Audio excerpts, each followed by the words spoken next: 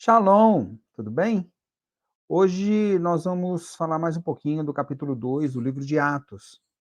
Na outra ocasião, nós falamos sobre a descida do Espírito Santo no dia de Pentecostes, a festa de Shavuot, que é narrada logo no início do capítulo. Mas um pouco adiante, depois que o Espírito Santo desceu e todos eles ficaram cheios do Espírito, todos os discípulos ali reunidos ficaram cheios do Espírito, Pedro se levanta e faz um discurso tomando a frente. E após esse discurso, acontecem as primeiras conversões, eu diria assim, né, conversões. A Bíblia, se não me engano, usa o termo agregaram-se quase 3.000 almas. Olha que coisa legal. Ali começa a igreja de Jesus, certo? Ali começa a igreja. E é o que nós vamos falar sobre esse, vamos fazer alguns comentários. Não vamos falar do discurso todo, mas vamos fazer alguns comentários sobre esse discurso que foi muito bom. Um discurso, afinal, é um discurso poderoso, um discurso solene, um discurso excepcional, intenso. Foi um discurso que Pedro usou ali o pouco conhecimento que ele deveria ter sobre as escrituras. Eu digo pouco porque Pedro era um pescador, ele era frequentador das sinagogas, mas nenhum deles era estudado verdadeiramente nas escrituras. Apenas Paulo, posteriormente, como doutor da lei, era realmente estudado. Mas dentre aqueles 11 que estavam ali, 12, né? Ali já estamos falando de Pentecostes, Matias já havia sido eleito para substituir Judas. Então, dentre os 12 ali, nenhum era tão estudado assim. Então, os conhecimentos que Pedro dispunha, mesmo assim, conduzido, né? Ele já estava ali com o poder do Espírito Santo. Então, ele foi conduzido na citação de partes de livros do Antigo Testamento de uma maneira muito, muito clara, objetiva, direta, contundente. Ele foi realmente poderoso nas palavras que ele usou nesse discurso. Tanto que quase 3.000 almas se converteram naquela ocasião. Vamos ler o trechinho e a gente já vai falando sobre o que eu gostaria de citar. O trecho vai do versículo 14 ao versículo 36. Nós separamos aqui apenas 4 versículos para poder falar sobre eles. No versículo 14, tá aí, Atos 2,14. Pedro, porém, pondo-se em pé com os 11, levantou a sua voz e disse-lhes: Homens judeus e todos os que habitais em Jerusalém, seja-vos isto notório e escutai as minhas palavras. O que ele falou foi o seguinte, ó. Ele se colocou de pé com os homens e falou: Homens judeus. Isso aqui é muito interessante. Tem algumas versões que tratam como, perdão, que tratam como homens israelitas ou israelitas simplesmente, alguma coisa desse tipo. Mas de qualquer forma ele está falando, ele está fazendo esse discurso, né? Ele está falando para judeus, judeus de várias nações que estavam em Jerusalém para a festa de Pentecostes, a festa das semanas, a festa de Shavuot. Isso daqui, esse discurso, né, o que aconteceu com a descida do Espírito Santo, era por volta da hora terceira, ou em algumas versões já vem mais ou menos adaptado, era por volta das 9 horas da manhã. Isso aqui era 9 horas da manhã. Eles acharam que eles estavam bêbados, né? Porque eles estavam falando cada um em línguas dessas diversas nações, cujos representantes, embora judeus, estavam ali. Mas ele está fazendo esse discurso para judeus. É muito interessante perceber que os judeus haviam rejeitado Jesus, mas ali o discurso foi para os judeus. Lógico, nós não podemos esquecer que os 11, os 12, melhor, né? Os 12 que estavam ali também eram judeus. Então, Pedro se refere aos judeus, mas eles também são judeus. Acontece, a diferença ali é que eles já estão com Cristo. Eles receberam a palavra de Cristo. E no receber, eu quero dizer que eles tinham os ensinamentos de Jesus no seu coração. E eles encontraram em Jesus a figura do Messias prometido a Israel. É nesse sentido. Então, Pedro exorta aqui, ó, homens judeus. Quando ele fala, e todos os que habitais em Jerusalém, por mais que ele fale de todos os que habitais em Jerusalém, ele está se referindo, ele está se dirigindo principalmente aos judeus. É possível que eventualmente tivesse entre eles ali um gentio? É possível. Mas, lembrando, a festa de Pentecostes, né, a festa de Shavuot, era uma das festas de peregrinação que Deus mandou que os judeus fossem a Jerusalém. Era uma das festas de peregrinação. As outras eram a Pessa e Sucote, ou seja, a Páscoa, né, pães ázimos, e depois tabernáculos, ou festa das cabanas. Então aqui, Jerusalém estava fervilhando com muita gente, muitos judeus que vinham de diversas nações para poder participar da festa, das festividades relacionadas às primícias, a festa das semanas, aqui chamada de Pentecostes. Então, Pedro se dirige a estes que estavam em Jerusalém, de diversas nações. E ele fala, seja isto notório, e escutem as palavras. Então ele vai falar muita coisa ali, muita coisa interessante. E ele puxa muito conhecimento do Antigo Testamento. O versículo 17, ele chega a falar assim, ó, e nos últimos dias acontecerá, diz Deus, que do meu espírito derramarei sobre toda a carne, e os vossos filhos e as vossas filhas profetizarão. Os vossos jovens terão visões, os vossos velhos sonharão sonhos. Para quem conhece, esse. Estou falando para quem conhece, porque isso aqui pode ser realmente do conhecimento notório de muitos de vocês que estão assistindo o vídeo. Mas assim, ó, para quem conhece, esse trecho, não só esse, mas os seguintes também, os versículos seguintes, são uma citação do livro de Joel. Joel capítulo 2, lá no finalzinho, versículo 28 em diante. Na Septuaginta, que era a Bíblia que esses homens tinham acesso na época, é o capítulo 3, é outra numeração. Mas aqui, é, nós podemos tomar de base o capítulo 2 de Joel, versículos 28 a 32. Então ele fala, nos últimos dias acontecerá. A gente tem que entender que quando vem uma profecia de Deus falando de dias, nós não temos uma verdadeira, uma exata noção do que são esses dias.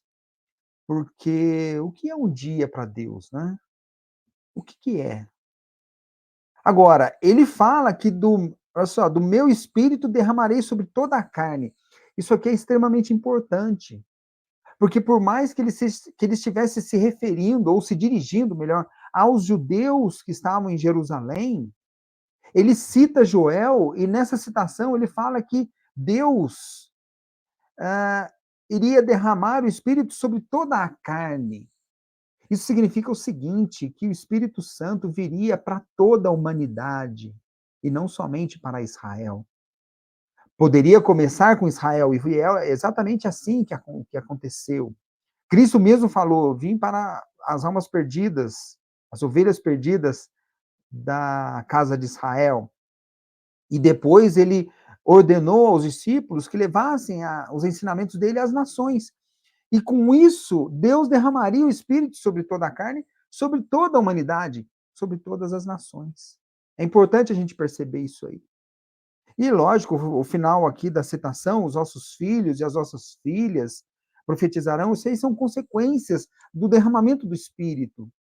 É importante perceber que as ocorrências em que o Espírito Santo, no Antigo Testamento, em que o Espírito Santo é entregue aos homens, ele vem com finalidades muito específicas. Como, por exemplo, quando uma pessoa foi eleita, separada para fabricar os utensílios do tabernáculo, para construir o tabernáculo. Naquela ocasião, o Espírito Santo veio e esteve sobre aquela pessoa para aquela função, com aquele propósito. Aqui, Deus vai derramar ou derramou o Espírito sobre toda a carne. É algo universal. Nós não podemos esquecer disso. Todos nós temos hoje o Espírito Santo. O versículo 21, ele continua a citação do livro de Joel. E acontecerá que todo aquele que invocar o nome do Senhor será salvo. Isso aqui é muito importante porque Pedro está citando aqui Joel como uma profecia. Joel é um profeta menor. E ele está colocando: aquele que invocar o nome do Senhor será salvo. Esse Senhor aqui, justamente por ser uma citação de Joel, ele está falando de Deus Pai. Lá em Joel, no original, é Adonai, o tetragrama, né? Yod Rei, Vav Rei, o nome impronunciável.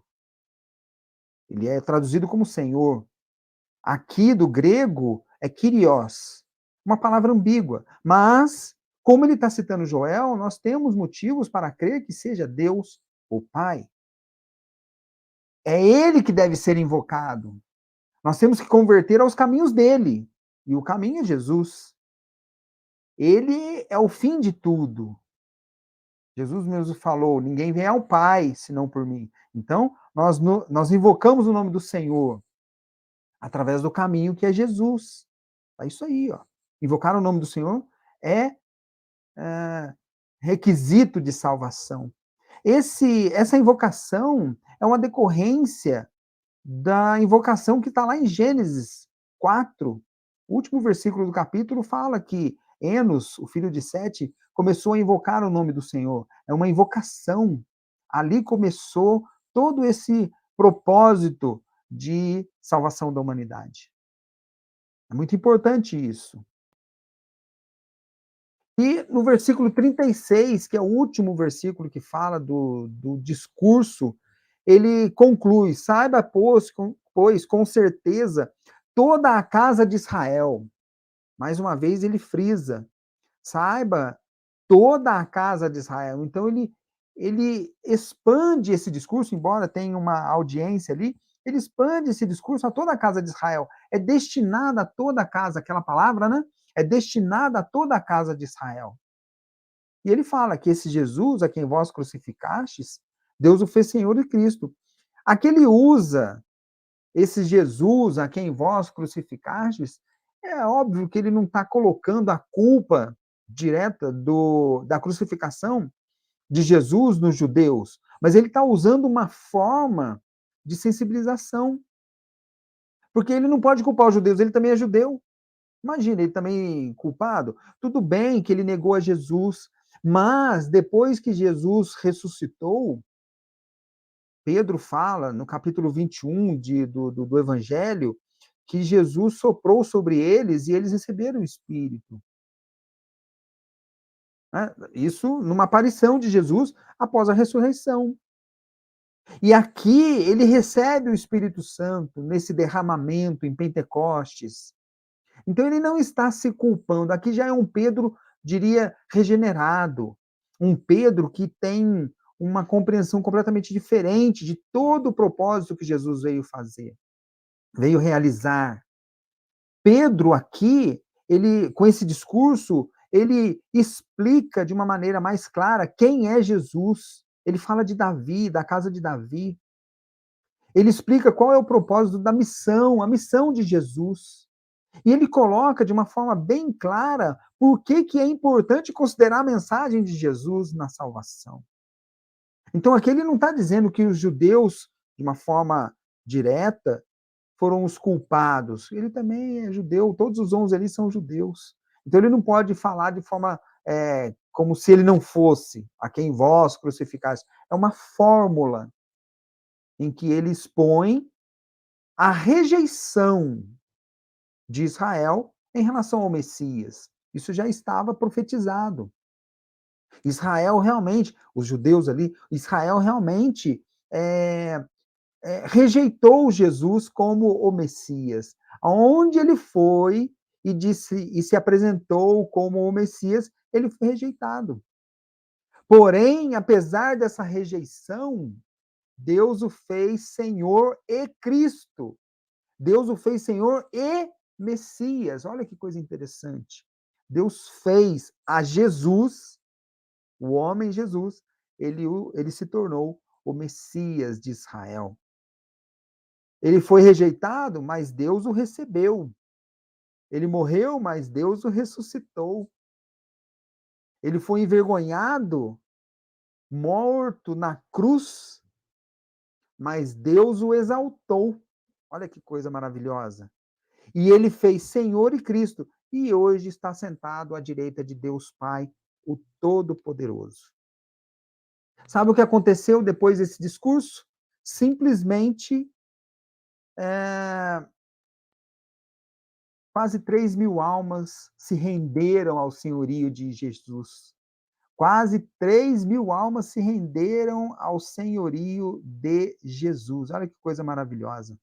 Isso é simplesmente algo que hoje nós não temos uma noção exata desse acontecimento, mas foi muito profundo, poderoso, um resgate de almas ali que teve início na igreja, na assembleia, na eclésia de Yeshua. Isso é muito importante, isso é maravilhoso, é o início da igreja. Nós teremos agora, na quinta-feira à noite, a festa de Pentecostes, festa de Shavuot. E é como se tudo isso fosse revivido em nossos corações. É isso. Esse é o nosso estudo de hoje. Uma ótima semana para você. Shalom!